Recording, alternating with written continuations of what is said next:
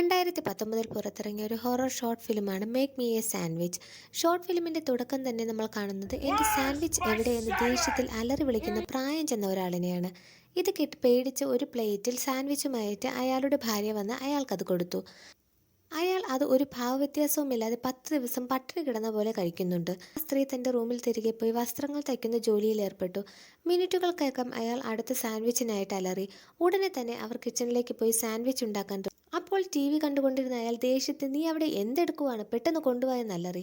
ദേഷ്യം വന്ന അവർ അടുത്തിരുന്ന dish wash എടുത്ത് അതിലൊഴിച്ച് അയാൾക്ക് സാൻഡ്വിച്ചിൻ്റെ കൂടെ കൊടുത്തു.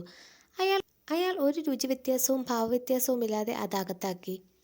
ഇത് എന്ത് ജീവിയാണപ്പാ എന്ന് മനസ്സിൽ ചിന്തിച്ചുകൊണ്ട് അവർ തിരികെ തൻ്റെ റൂമിൽ ചെന്ന് ചെയ്തുകൊണ്ടിരുന്ന ജോലിയിൽ ഏർപ്പെട്ടു.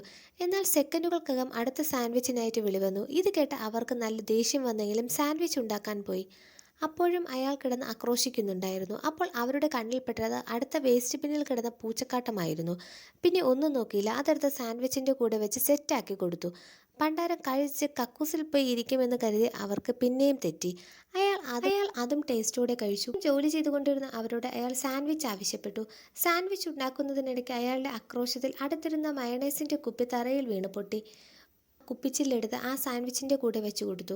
കുപ്പിച്ചില്ല് കൊണ്ടെങ്കിലും കിളവൻ്റെ സാൻഡ്വിച്ച് തീർത്ത് നിർത്താമെന്ന് വിചാരിച്ച അവർക്ക് തെറ്റി.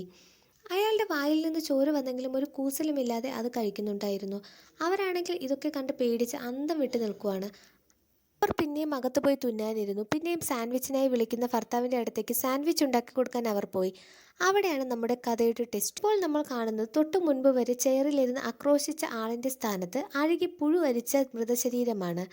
അയാളുടെ മുൻപിൽ ഒരു മല പോലെ സാൻഡ്വിച്ച് കിടപ്പുണ്ട്. അതെല്ലാം അഴുകി പുഴുവരിച്ച നിലയിലാണ്. മുൻപിലെ ആ TV ഇപ്പോഴും ഓണാണ്. കയ്യിലെ റിമോട്ടും അതുപോലെ തന്നെ ഇരിപ്പുണ്ട്. സത്യത്തിൽ അയാൾ മരിച്ചിട്ട് ഒത്തിരി നാളായി. ആ സ്ത്രീക്കത് അക്സെപ്റ്റ് ചെയ്യാൻ പറ്റാത്തത് കൊണ്ടാകണം അയാൾ ഇപ്പോഴും ആ TVയുടെ മുൻപിൽ പുഴുവരിച്ച നിലയിലിരിക്കുന്നതും പിന്നെയും പിന്നെയും അവർ സാൻഡ്വിച്ച് ഉണ്ടാക്കി കൊടുത്തുകൊണ്ടിരിക്കുന്നതും.